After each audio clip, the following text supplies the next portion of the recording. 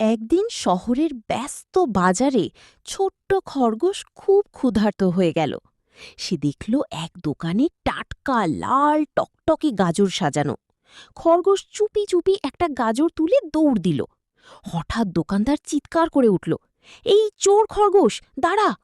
দোকানদার পিছনে দৌড়াতে লাগলো, আর খরগোশ প্রাণপণে পালাতে লাগলো। কিছু দূরে গিয়ে হাঁপাতে হাঁপাতে রনি ভাবল, আজ আমার কাছে টাকা নেই বলেই সবাই আমাকে চোর ভাবছে। হুঁ। সেদিন থেকেই খরগোশ সিদ্ধান্ত নিল, সে কাজ করবে, টাকা রোজগার করবে।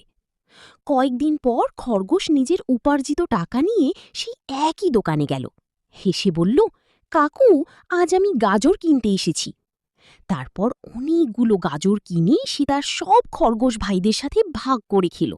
সবাই আনন্দে লাফাতে লাগল। Rabbit carrot party. তো বন্ধুরা, এই গল্প থেকে আমরা কি শিখলাম?